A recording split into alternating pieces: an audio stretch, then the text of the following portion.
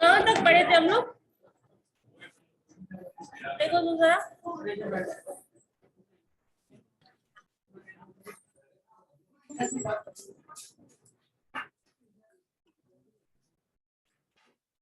और पीछे स्पेस है ना, और पीछे चले जाओ, खिड़की के ही बाहर चले जाओ।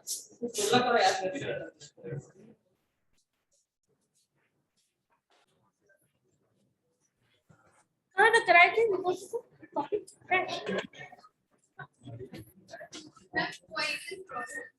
पॉइजन प्रोसेस में कहाँ तक कराया?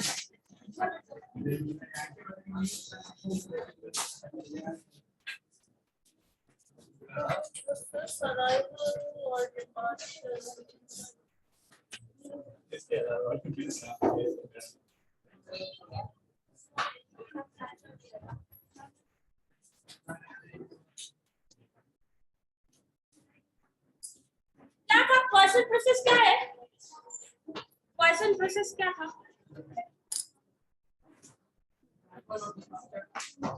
अराइवल और departure? Arrival or departure of the customer govern what? आगे कुछ होगा ना? अच्छा मुझे ये अच्छा आप लोगों ने कल बताया था कि पढ़े हो पार्शियल डिस्ट्रीब्यूशन पढ़े हो, तो पार्शियल डिस्ट्रीब्यूशन क्या मीन करता है, क्या शो करता है, क्या रिप्रेजेंट करता है? क्वेश्चन प्रोसेस क्या रिप्रेजेंट करता है, या फिर क्वेश्चन डिस्ट्रीब्यूशन से हम क्या शो करते हैं? पढ़े थे वही पूछ रहा था। सही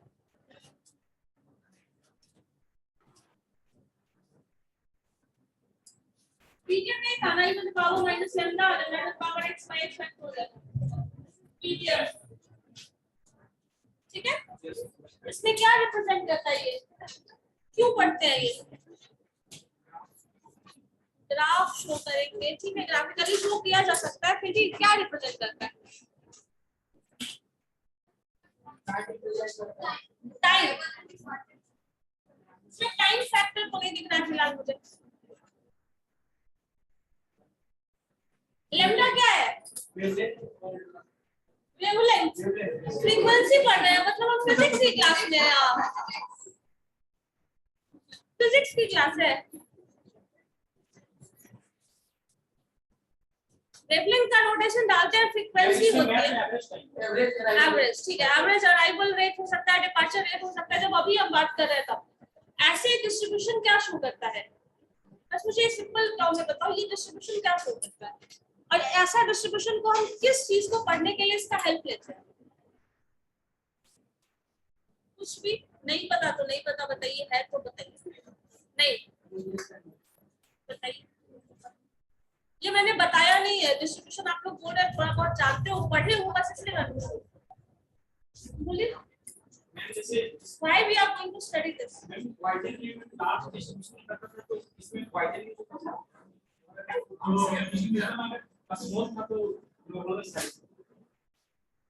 नॉर्मल डिस्ट्रीब्यूशन भी पढ़े हो?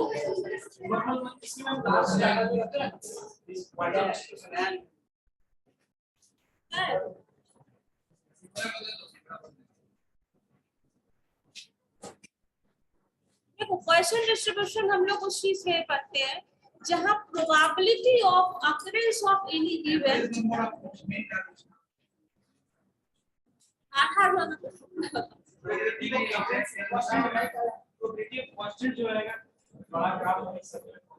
कांस्टेंट की प्रोबेबिलिटी हम नहीं निकालते। जब भी प्रोबेबिलिटी निकालेंगे तो किसी न किसी वेरिएबल का निकालेंगे, ठीक है? जब भी प्रोबेबिलिटी निकालोगे, सक्सेस फेल का प्रोबेबिलिटी निकालोगे, या फिर किसी भी टर्म का निकाल रहे हैं, तो कांस्टेंट की प्रोबेबिलिटी निकालेंगे? कभी भी नहीं निकालते हैं। जब भी प्रोबेबिलिटी कॉन्सेप्ट आता है, that is only for variables, constant के लिए नहीं निकालते।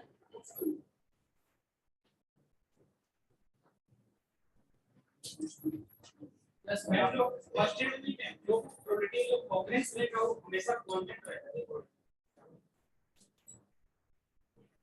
देखिए क्या प्रोबेबिलिटी, जब हम क्वेश्चन प्रोसेस करते हैं, क्वेश्चन डिस्ट्रीब्यूशन है वो रिप्रेजेंट करता है probability of occurrence of any event जो है वो टेंडिंग टू जीरो हो, तब किसी भी चीज की प्रोबेबिलिटी अगर टेंड कर रही है जीरो की तरफ, तब वो क्वेश्चन डिस्ट्रीब्यूशन फॉलो करता है।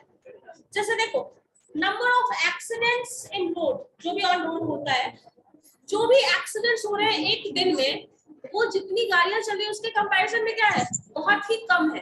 तो प्रोबेबिलिटी ऑफ एक्सीडेंट्स जो होगा वो क्या होगा, टेंडिंग टू जीरो। जो बुक्स हम लोग पढ़ते हैं उसमें किसी भी एरर की, कुछ भी एरर है, उसका प्रोबेबिलिटी क्या होगा, बहुत कम होगा एज कंपेयर टू जितना लेटर्स, जितना वर्ड्स लिखा हुआ है उसके कंपैरिजन में। तो जहां पे प्रोबेबिलिटी टेंड कर रही है जीरो की तरफ, वहीं पे क्वेश्चन डिस्ट्रीब्यूशन का यूज होता है। Probability of success of event is tending to zero. क्या हो रहा है तुम लोगों का, ठीक है। सक्सेस की प्रोबेबिलिटी अगर टेंडिंग टू जीरो है तो हम क्वेश्चन डिस्ट्रीब्यूशन पढ़ेंगे, उसके पहले क्वेश्चन डिस्ट्रीब्यूशन का कोई कॉन्सेप्ट नहीं आता है, ठीक है। तो क्वेश्चन प्रोसेस में हम लोग क्या देखने वाले हैं, जो टाइम इंटरवल हम लोग ले रहे हैं, ये वाला पूरा टॉपिक क्या था, लेना क्या है, एवरेज। ऐसे ही करके क्या होता है,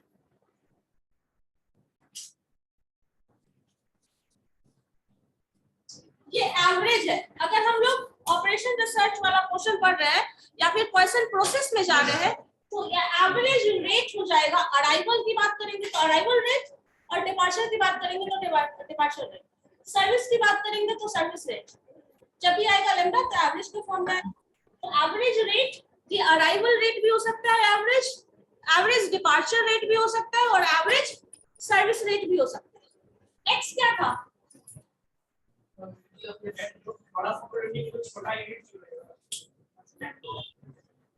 number of variables.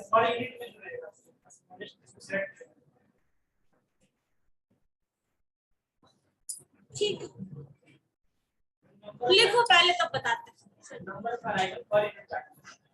Of arrival per unit time, लेकिन वो नंबर है ना, नंबर n से रिप्रेजेंट होगा ना, हाँ वो वेरिएबल के टर्म में रहेगा। तो ठीक है, चलो लिखो पहले।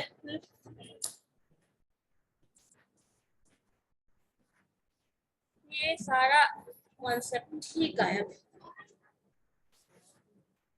ऑनलाइन ज्वाइन करने की जरूरत नहीं है आप लोगों को, ठीक है।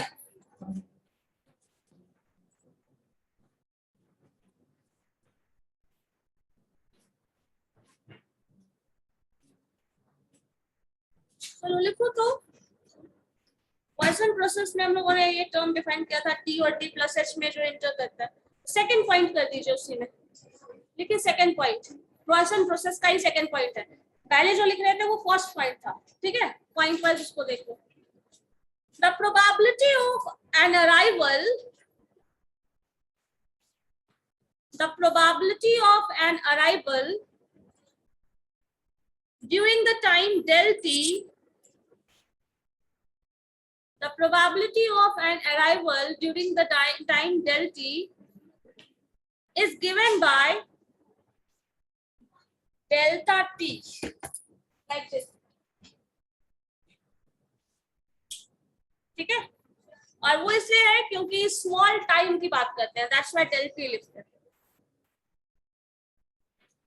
The probability of an arrival during the time del t is given by lambda del t plus 0 del t। ये 0 है, वो 0 ऑर्डर बता रहे हैं वो भी क्या है। आप लोगों को e to the power -1 का एक्सपेंशन पता है, क्या e to the power x का एक्सपेंशन, नहीं 1 का पावर लॉग नहीं आएगा, एक्सपेंड करते हैं ना तो क्या आएगा, 1 by e का power -1 equal to 1 by e expansion, इस टर्म को एक्सपेंड क्यों हो क्वेश्चन डिस्ट्रीब्यूशन में? नहीं, कांस्टेंट रहता है, एक्सपेंशन हो सकता है ना। माइनस पावर है तो 1 बाई, अच्छा ठीक है, x का पावर -1 है तो इसको 1 बाई x को लिख ही सकते हैं, इसमें कौन सी बड़ी बात है। मैंने ये पूछा है किसका एक्सपेंशन करना है, like e to the power x है, अगर कोई वेरिएबल है उसका एक्सपेंशन क्या होता है? 1 बाई e का पावर -x, मतलब इसको लिख रहे हो 1 बाई e का पावर -x, इसमें ये तो x ही है, हम इसका माइनस पावर रख ही नहीं रहे, simple e to the power x express.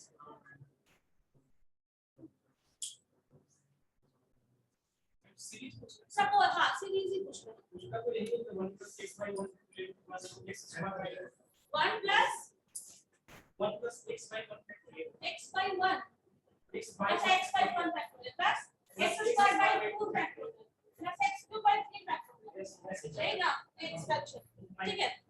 अब अगर इस चीज को समझो क्या है, इसको मान लो हम ऐसे लिखते हैं 2 to the power x, ठीक है, 2 to the power x या फिर -x कर देते हैं, x का वैल्यू मान लीजिए 0 1 2 इस तरह का कुछ टर्म से आ रहा है, ठीक है, ये 0 फैक्टर क्यों आया वो बताना है। 2 to the power -x, x का पावर 0, पावर x जो लिखा है उसको मैम लेफ्ट साइड लिखे ना मैम, राइट साइड जा रहा है, मैं कुछ दिख ही नहीं रहा उस साइड। एक मिनट, अब दिख रहा है, शाइन भी कर लो।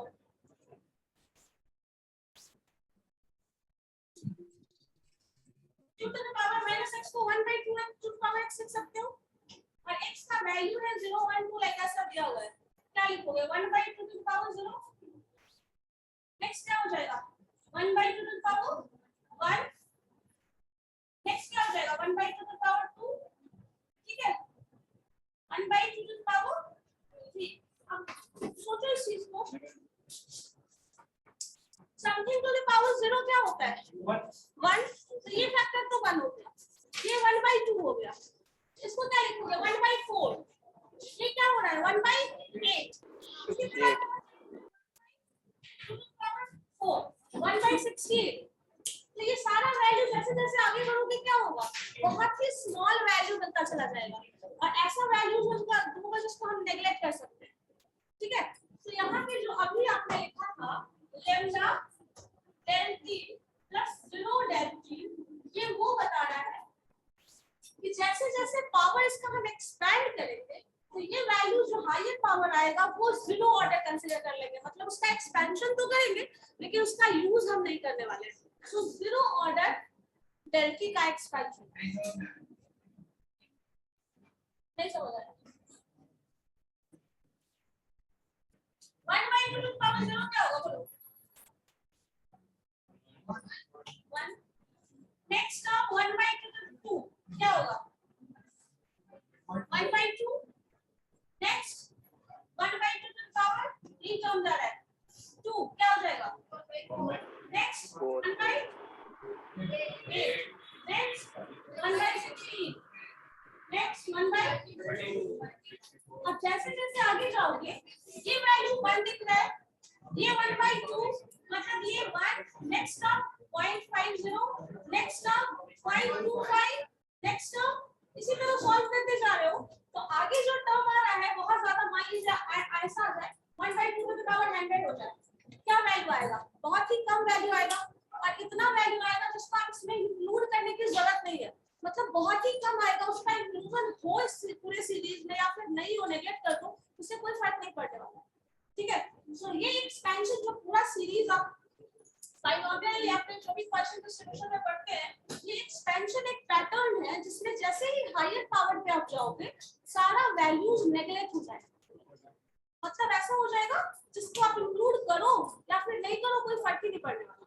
सो इसलिए जैसे जैसे पावर हायर जाएगा वैल्यूज नेगलेक्ट होता जा रहा है, बहुत ही कम आएगा, अल्टीमेटली ऐसा नंबर आएगा जिसको इंक्लूड करो नहीं करो कोई फर्क नहीं पड़ता।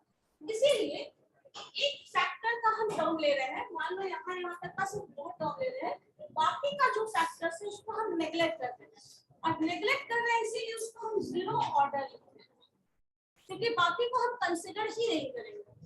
ठीक है, जो टाइम हम लोगों ने लिया था, कल पढ़ रहे थे t और t प्लस h, 2 टाइम ले रहे हैं। इस टाइम के इंटरवल में जो भी लोग एंटर कर रहे हैं, नंबर ऑफ पर्संस, उसको हम काउंट कर रहे हैं। बाकी इसके बाद का क्या है, बहुत ज्यादा पर्सन, कभी ऐसा हो सकता है ना कि उस इंटरवल में एक ही पर्सन एंटर करे, कभी 2, कभी बहुत ज्यादा भी एंटर कर सकता है, या फिर पूरे बैच में बल्क में ही number of student, number of person जो है वो एंटर करना, तो बहुत ज्यादा है वो हम काउंट नहीं कर रहे हैं, सिर्फ एक ही। मैम वेटिंग लिस्ट चेक कर लीजिए एक बार।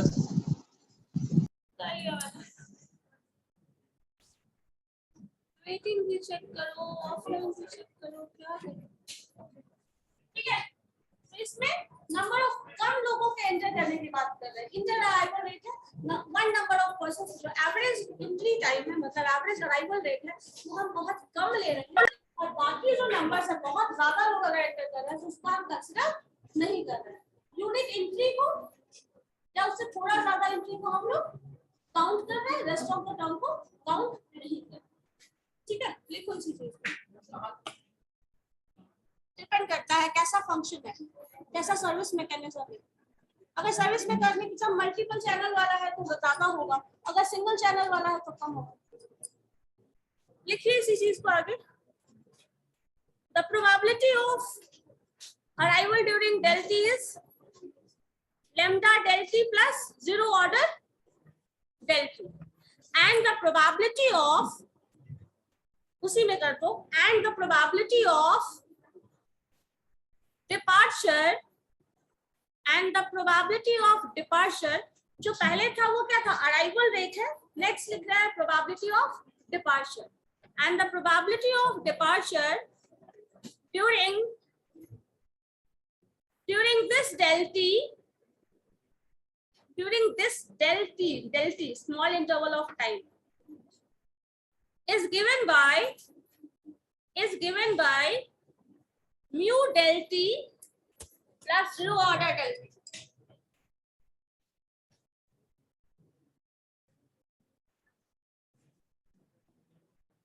अराइवल रेट है और ये mu del t plus zero order departure rate,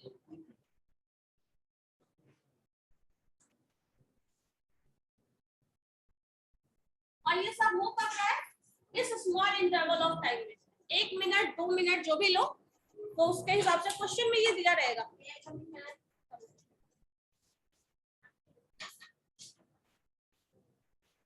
Here lambda is the average number of arrival. Here lambda is the average number of arrival,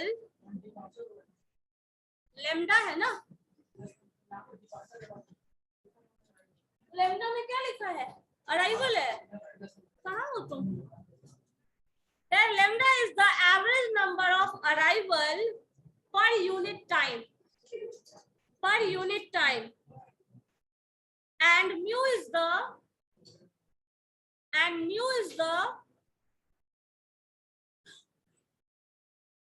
service rate or departure rate,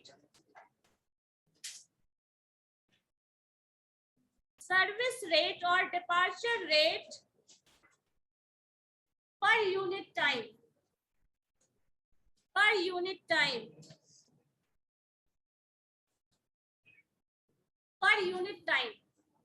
जो भी time दिया रहेगा ना वो unit time के form में दिया है, 2 मिनट 1 मिनट कुछ ऐसा दिया रहेगा, उसके बेसिस पे डिसाइड कर लिख दीजिए। यहाँ पे मेंशन कर दीजिए zero del t, zero order del t है ना, वो क्या है लिख लो, बाद में कंफ्यूज हो जाओगे।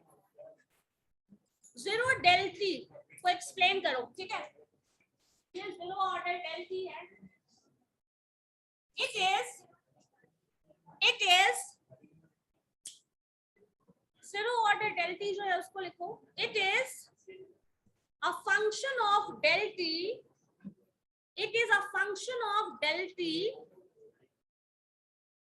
which includes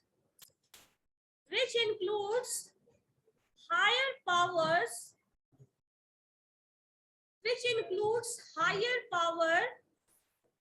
of del t,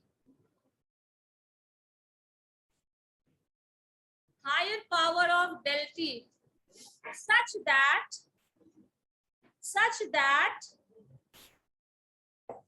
limit del t tends to 0, such that limit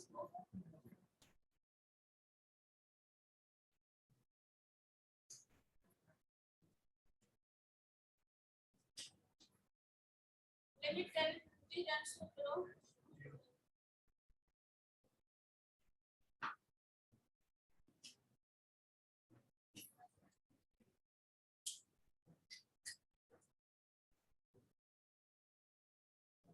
कहीं भी ये जीरो ऑर्डर टर्म आ जाएगा तो ma'am del t such that del t tends to 0, del t का expansion है, del t का expansion, इसका expansion करेंगे तो क्या आएगा, x का एक्सपेंशन याद है, देख लेते हैं, सब गूगल से पूछ लेते हैं। del t का एक्सपेंशन क्या होगा, हाँ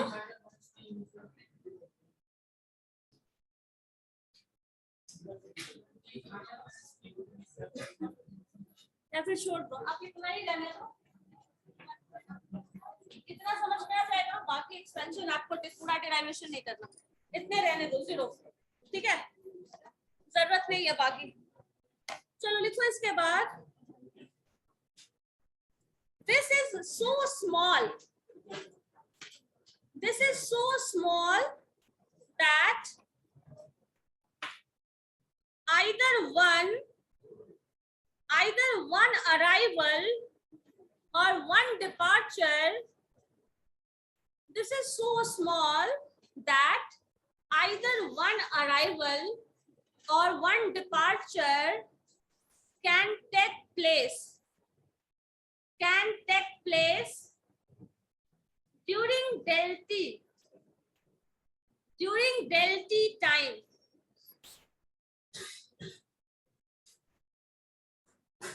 More than one arrival or departure,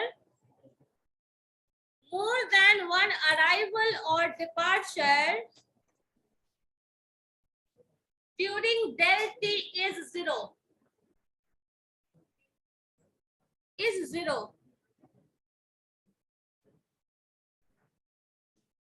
ठीक है, from these two conditions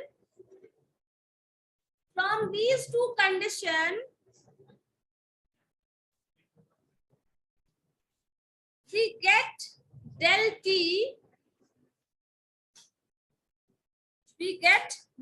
t in which either one arrival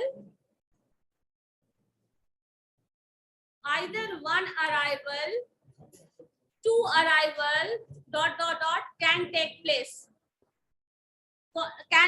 place.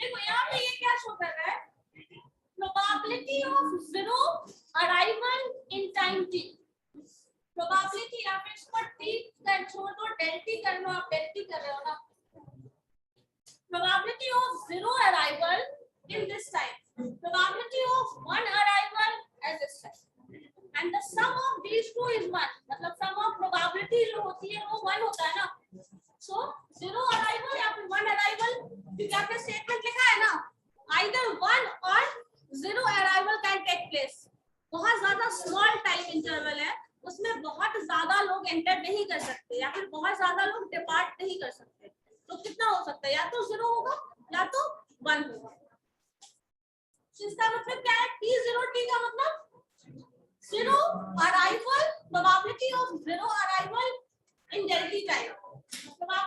One arrival at del t time, ठीक है। लिख लो साइड में कहीं,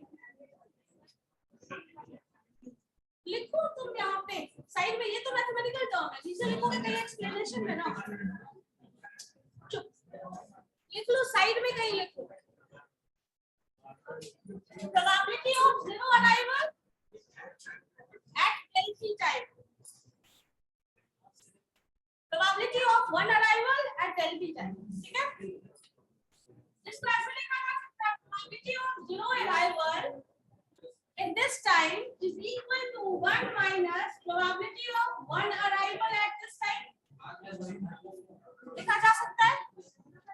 और आपने देखो एक लिखा है सेकंड पॉइंट में, प्रोबेबिलिटी ऑफ यूनिट टाइम में एक अराइवल होने की प्रोबेबिलिटी आपने लिखा है 1 माइनस ये जो टर्म है that is lambda del t minus zero order test,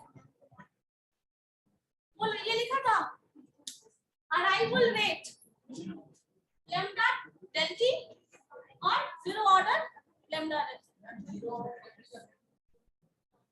zero होगा उसके बाद में लिखेंगे, जीरो होगा वो कब होता है जब इनफाइनाइट तक चला जाता है तब वो जीरो हो सकता है। अगर दो तीन वैल्यू तक जाएगा कैसे हमेशा जाएगा, हमेशा इनफाइनाइट तक कैसे जाओगे, इनफाइनाइट तक हमेशा जाना पॉसिबल नहीं है ना। आपको लेना है अगर वो तो लेंथ कर दो जीरो इनफाइनाइट तक कर दो, लेकिन हमेशा नहीं रहेगा ना। जैसे मान लो ये वाला केस जो हमने 1/2 1/2 में पावर 0 और 1/2 लिखा था, इसमें क्या हो गया 1 हो गया, उसमें 1/2 हो गया, यही पे नेग्लिजिबल नहीं हो रहा है ये, आगे जाके नेग्लिजिबल, जैसे जैसे आगे जाएंगे वो नेग्लिजिबल, क्या कर रहे हो तुम लोग, जैसे जैसे आगे जाओगे इसमें तब वो नेग्लिजिबल होता जाएगा, शुरुआत में ये नेग्लिजिबल नहीं रहता है, ठीक है। इसीलिए हम लोग जीरो ऑर्डर ही लिखते हैं, ये जीरो नहीं है, that is order O order data जो टी है वो हम लोग सबसे लास्ट वाला नेगेटिव पॉइंट को लेते हैं, किसको नेगेटिव लास्ट पॉइंट को लेता है, जो पावर है इतना टाइम नंबर तो वही ऑर्डर जो पूरा सीक्वेंस जा रहा है जहां से उसका वैल्यू नेग्लिजिबल होना शुरू कर दिया वहां से हम उसको काउंट नहीं करते, जहां तक वो काउंट हो रहा है या फिर उसका कुछ वैल्यू सिग्निफिकेंट आ रहा है, जैसे अभी 1 आ रहा है 1/2 सिग्निफिकेंट वैल्यू है ना, 1/4 भी कर लो कहीं ना कहीं सिग्निफिकेंट वैल्यू है ना, जैसे जैसे आगे जा रहे हो ये क्या हो रहा है वैल्यू कम होता चला जा रहा है, और एक वैल्यू हो सकता है टोटल पावर 100 कर लो क्या हो जाएगा बहुत ही कम हो जाएगा वैल्यू, तो इतना कम वैल्यू हो जाएगा वो इंक्लूड हो या ना हो कोई फर्क ही नहीं पड़ने वाला है, इसलिए हम इसको काउंट नहीं, जो ऑर्डर डेटा टी है उसका मतलब ये है higher power of del t is negligible, ठीक है। हायर पावर अगर आप ले रहे हैं इसका पावर जैसे जैसे बढ़ रहा है, ये पावर आ गया 1/1000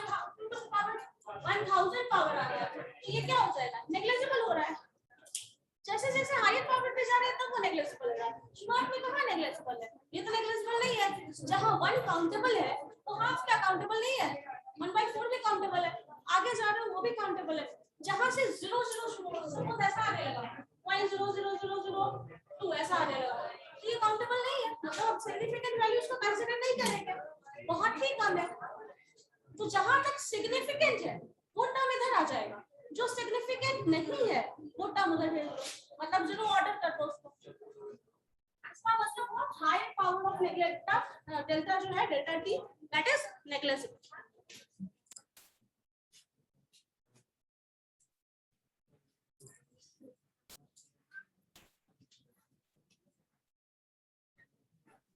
अब इसी टर्म को इधर कर लें T naught del t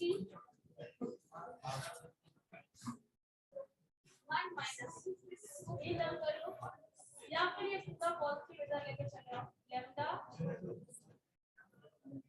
del t plus 0 order del t is equal to 1 minus T naught, और यही रिलेशन जो हम अराइवल के लिए कर रहे हैं वही चीज डिपार्चर के लिए भी किया जा सकता है, तो यहाँ mu del t plus 0 order del t is equal to 1 minus Q naught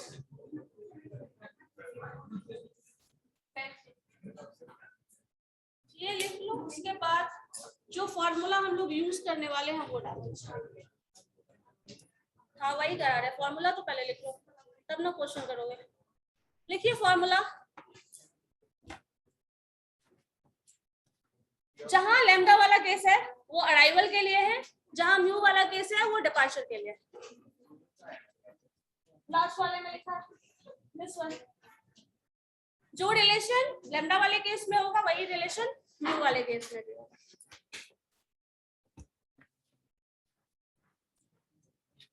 लिख दीजिए terminologies used in queuing theory. Terminologies used in queuing theory. ठीक है, तो पहले लिख दो PNT जो अभी आप लिखने के लिए बोल रहे थे। This is equal to probability of n arrival in time t. Probability of terminology लिख लीजिए, terminologies used in queuing theory। या फिर ये वो फॉर्मूला का लिस्ट है जिसमें आप क्वेश्चंस बनाने वाले हो। सो PNT प्रोबेबिलिटी, हाँ पढ़ना है, प्रोबेबिलिटी ऑफ एन अराइवल लिख लीजिए उसमें, probability of an arrival in time t। PNT को लिख रहे हैं, probability of an arrival in time t। Lambda लिख लो। Lambda is the average number of arrival. Lambda is the average number of arrival. एक जगह पूरा लिस्ट लिख लीजिए जो यूज करने वाले हो। Mu is the average number of departure in unit time. सब में unit time कर लो। Average number of departure in unit time. First वाले में average number of arrival in unit time. Next लिख लीजिए LS, capital L suffix S।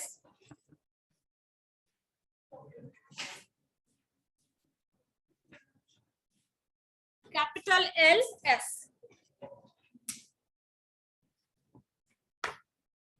Average number of customers, average number of customers in the system, average number of customers in the system, and that is equal to lambda by mu minus lambda। ये formula use करने वाले हो। This is equal to lambda by mu minus lambda। lambda given होगा question में, mu भी given होगा, तो total waiting time क्या होगा सिस्टम में वो इससे कैलकुलेट कर लेंगे। ठीक है, लैम्डा गिवन होगा, म्यू भी गिवन होगा, तो निकाल सकते हैं। क्या था LS? Total waiting time in a system, ऐसे है ना। नेक्स्ट लिखो LQ,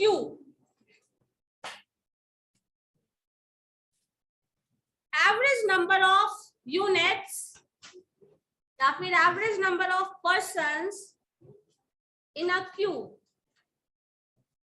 सफिक्स x अगर लगा रहे हैं तो क्या हो जाएगा, average number of persons in a system. LQ लगा रहे हैं तो क्या हो जाएगा, average number of persons in a queue, and that is equal to lambda square divided by mu into mu minus lambda. LQ is equal to lambda square divided by lambda into mu minus. ठीक है, ये use करने वाले हो जो question में। Next लिख लीजिए waiting S, WS, W suffix S। क्या हुआ, mu into mu minus lambda into mu minus.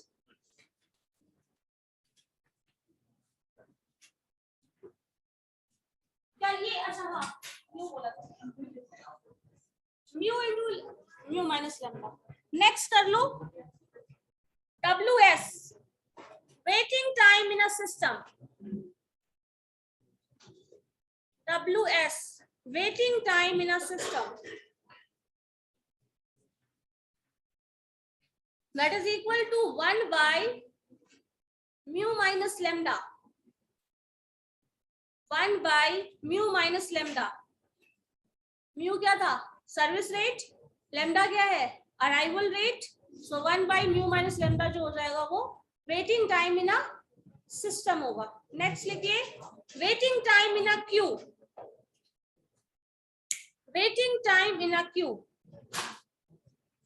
that is equal to WQ. वही लिख रहा है waiting time in a queue. Average number of waiting time in a queue is equal to lambda by mu into mu minus lambda.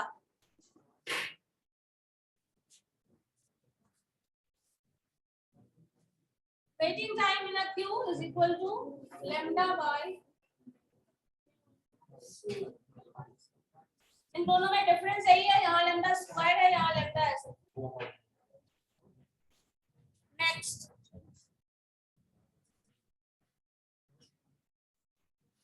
लिखिए traffic intensity. Traffic intensity और utilisation factor. Traffic intensity और utilisation factor that is equal to lambda by mu. lambda by mu. lambda क्या है? Arrival rate और mu है service rate. तो दोनों का जो रेशियो है वो बताएगा ट्रैफिक इंटेंसिटी. ट्रैफिक इंटेंसिटी और utilisation factor.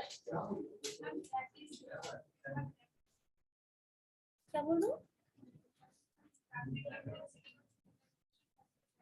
That is equal to lambda by mu. ठीक है.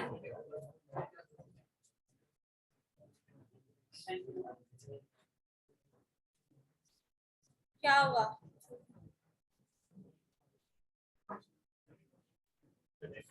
मुझे बताओ तो waiting time in a system क्या है?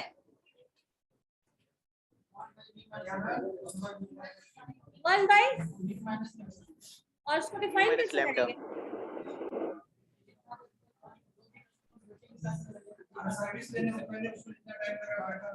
बस waiting time in a system बोल रहे हैं.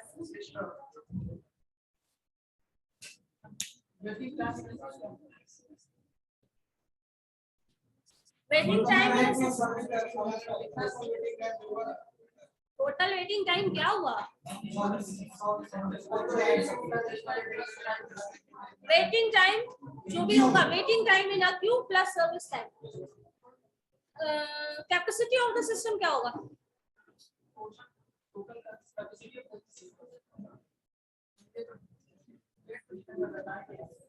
रेट और टाइम पे डिपेंड करेगा. हाँ तो वो क्या होगा? किस तरह का कैपेसिटी डिपेंड किस पे करेगा? किस फैक्टर पे डिपेंड करेगा? डिफाइन कैसे करोगे? छोड़ो. कैपेसिटी ऑफ मशीन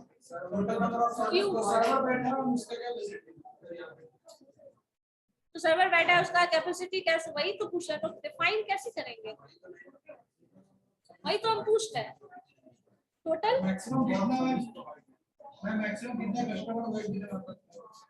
कितने तरह का सिस्टम हो सकता है? कैपेसिटी ऑफ द सिस्टम किस पे डिपेंड करता है? ओपन और क्लोज. ओपन और क्लोज क्यों बोलेंगे? फाइनाइट और इनफाइनाइट तो बोल सकते हैं. क्लोज और ओपन क्यों बोलेंगे?